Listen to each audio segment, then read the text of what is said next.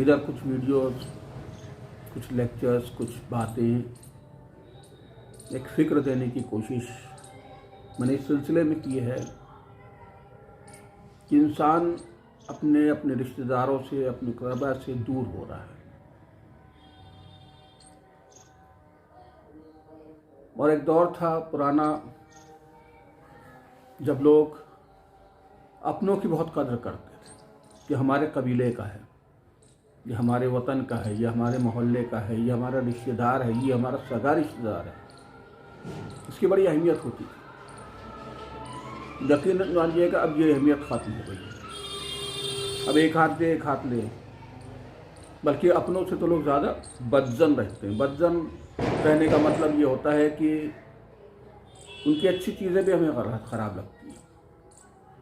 वो मोहब्बत से मुस्कुराता तो हमें लगता है तंज कर रहा है, तंजिया मुस्कुरा रहा है।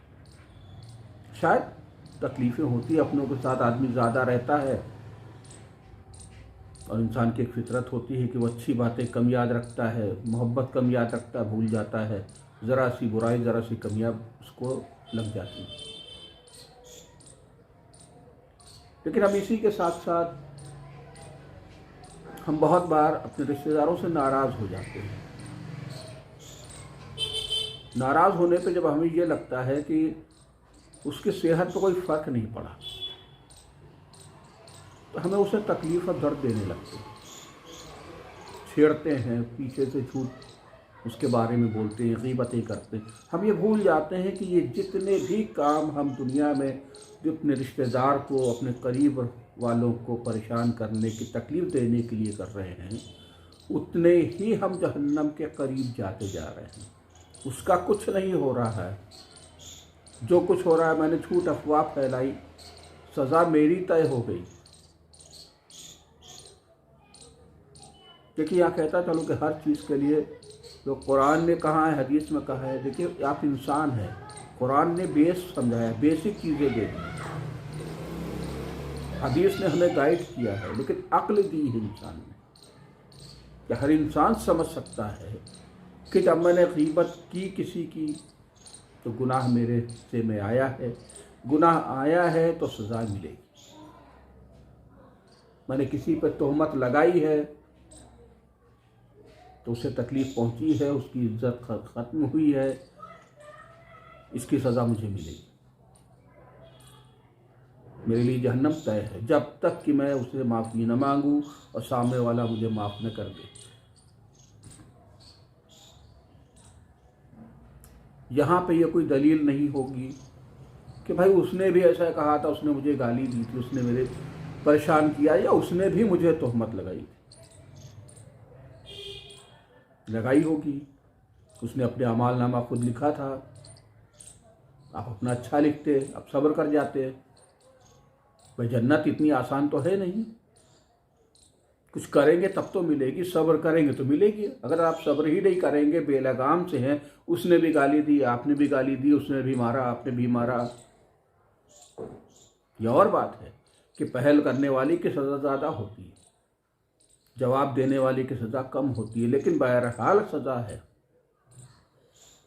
बहरहाल अब इससे अलग हट के देखिए कि हम भाई से नाराज़ हैं, चचा से नाराज़ हैं, फूफी से नाराज़ हैं, खाला से नाराज़ हैं, और किसी से नाराज़ हैं तो जब हमारे यहाँ अक्सर शादियाँ वगैरह होती हैं, कोई खुशी होती है, कोई खुशी का प्रोग्राम होता है, मसलन ज़्यादातर तो शादियों में या मजलिसों मातम महफिल में बुलाने का वक्त आता है जब हम सबको बुलाया करते हैं। गम में तो लोग खुद से चल के आने का तरीका है, वहाँ भी है 40वें में लोग बुलाओ तो आते हैं, बहुतों को नहीं बुलाया जाता। ये जो हमारा अंदाज़ है, यकीन जानिए कि ये हमारी खुशियों के आड़े आता है। कोई भी काम खुशी का आपके घर में है, बिस्मिल्लाह हो रहा है, नेक काम का हो रहा है, मसलन शादी कर रहे हैं, दो जोड़े बन रहे हैं, नई ज़िंदगी शुरू होने वाली है, हमेशा ऐसा काम दूसरों की दुआओं के साथ करें। कोशिश करें कि ज़्यादा से ज़्यादा अपनों की दुआएं साथ हो।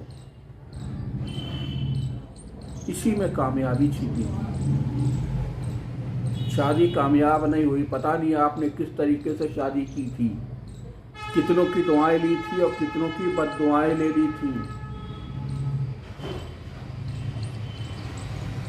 मैं शादी कर रहा हूँ अपनी बेटी की, अपने बेटे की।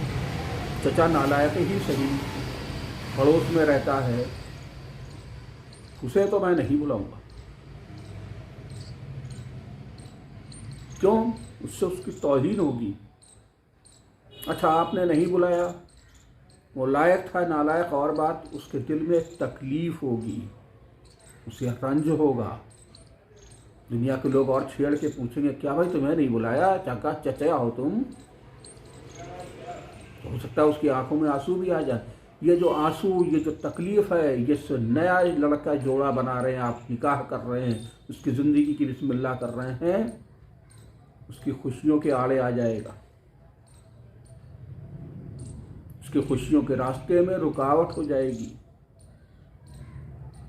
तो किसी की शादी करें, अपनों को ज़रूर बुलाएं, उसने जो किया वो उसका फेल। हम पर ये फ़र्ज़ है कि हमारा अपना रिश्तेदार है, हमारी कोशिश है उसको मनाएं। पहले न माने, आप अपनी तरफ से बुला ले, वो ना आए तो ना आए, उसकी मर्ज़ी। कोई तौहीन की बात नहीं है, बल्कि फ़ख्र की बात है कि मैंने बुलाया था, मैंने इज़्ज़त दी थी, मैंने वो काम किया जो मेरे खुदा ने, मेरे रब ने मेरे लिए कहा था कि तुम ऐसा करो, मैंने कर दिया। ये फ़ख्र की बात है, कोई तौहीन नहीं है कि मैंने बुलाया वो नहीं आया। उसी तरह से मजलिसें करते हैं। किस लिए कर रहे हैं साहब मजलिस? मोहब्बत हुसैन में। तो ठीक है, जब गम हुसैन फर्श अज़ा बिछा ली तो जिसकी है जो सुनेगा वो आएगा, इसमें आप बुलाने वाले कौन? नहीं साहब, हमने मखसूस मजलिस की, अब्बा के जैसे की, फलां की। ठीक है साहब, तो अब्बा के जैसे की मजलिस करने से क्या मिलेगा साहब? करें इंसाले सवाब मिलेगा। मैंने अपने मरहूमीन के सवाब के लिए मजलिस की है, तो सवाब कैसे मिलेगा साहब? बहरहाल ज़िक्र हुसैन होगा, सवाब मिलेगा। जो मोमिनीन आएंगे वो सूरह फातिहा पढ़ेंगे, सवाब मिलेगा। उसमें भी मैंने यही खेल किया। एक भाई से नाराज़ था, उसे नहीं बुलाया। एक चचा से नाराज़ था, सबको बुलाया, एक को छोड़ दिया। मोहल्ले के पड़ोस में किसी से झगड़ा था, 6 को बुला रहा हूँ, 4 को नहीं बुला रहा हूँ। उनको तो सीधा कर दूंगा, मजलिस में बुलाऊंगा ही नहीं। फिर देने वाली तकलीफ बात। आप अपने मरहूमीन के सवाब की मजलिस कर रहे हैं। सवाब तभी मिलता है जब आपके उस काम से, उस फेल से किसी को रंज ना हो, किसी को तकलीफ ना हो, लोग खुशी खुशी शिरकत करें, उसमें दुआएं दें। तो बस मुख्तसर करता हूँ कि अपने घर के कोई भी फंक्शन करें, कोई भी अच्छा काम करें, यहाँ तक बर्थडे करते हैं, जो भी करते हैं, जहाँ आपको खुशी का एहसास होता है या मरहूमीन के इंसाले सवाब के लिए आप काम कर रहे हैं, उसमें इस बात का ख्याल रखें किसी को तकलीफ़ न पहुँचाएं, किसी की तौहीन न करें, किसी को बेइज्जत न करें। अगर आपने ऐसा किया है तो यकीन रखिएगा वो आपने सब ज़ाया किया है। अपने बच्चे की शादी की है तो उसके खुशी के रास्ते में कांटे पहले से बिछा दिए हैं? नहीं, उसके खुशी के रास्ते में फूल बिछाइए, रास्ते हमवार कीजिए, न कि खुशी के रास्ते में कांटे बिछाइए। इसलिए आज से तय कर लीजिए, हमारे आपके जो रिश्तेदार जिन्हें जो करना है वो करें, मैं अपना फ़र्ज़ अदा करूँगा। मुझे जिसको बुलाना है, जिसका हक बनता है, मैं उसे बुलाऊँगा। वो आए या ना आए, नहीं भी आएगा तो उसके दिल को तकलीफ़ नहीं पहुँचेगी, मेरे बच्चे की ज़िंदगी के रास्ते हमवार रहेंगे। बस इसी के साथ जो मेरा मकसद होता है कि बस एक फ़िक्र दे देना, बाकी तहकीक करना आपका काम, देखना आपका काम। और बहरहाल हर इंसान ज़िंदगी में खुशी चाहता है, खुशियाँ आपके सामने हैं। अल्लाह रहमान और रहीम है, आपकी गलतियों को माफ़ करने वाला है।